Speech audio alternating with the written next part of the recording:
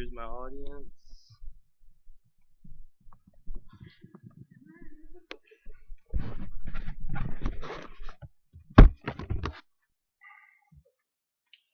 Volunteering is a great way to go, whether it's to help your community or maybe just to help your mom or a family relative.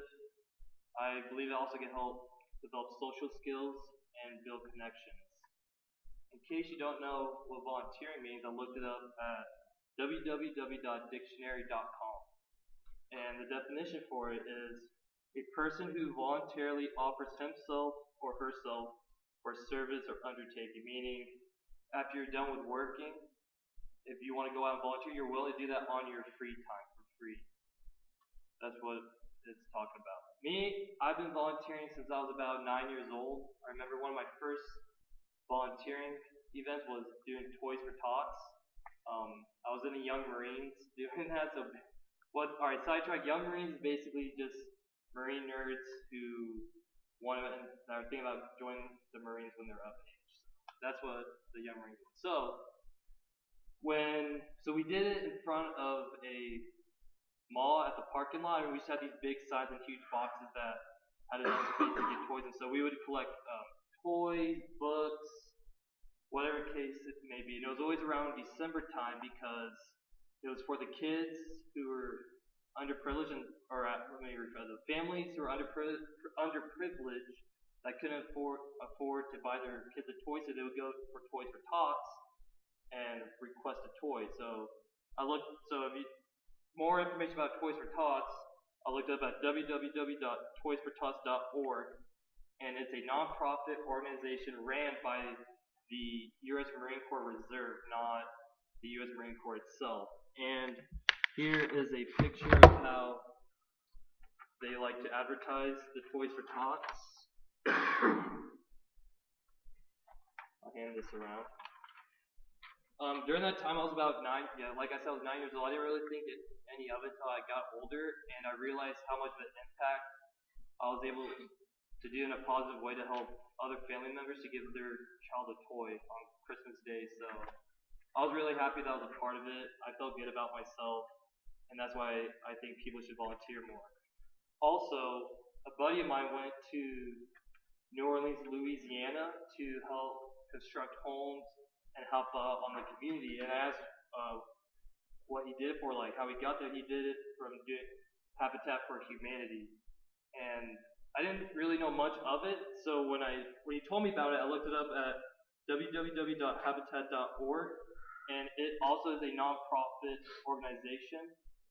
And something that I also didn't know is they help construct homes around 14 communities across the U.S. and 70 countries around the world. So if you volunteering can also take you out of your neighborhood. If you want to experience like a new culture or new food, you can volunteer for organizations like this and experience a new atmosphere. So that's what I also think people should volunteer for, or should volunteer. And here's their emblem, Habitat for Humanity. I'm sorry. Pass that around. Also, I feel like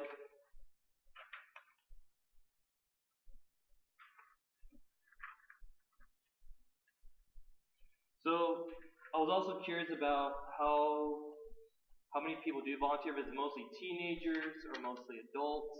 So when I decided to look this up, I found an article. It was on www.nationalservice.gov. The article is called Youth Help in America, the Role of Social Institutions and Teen Volunteering.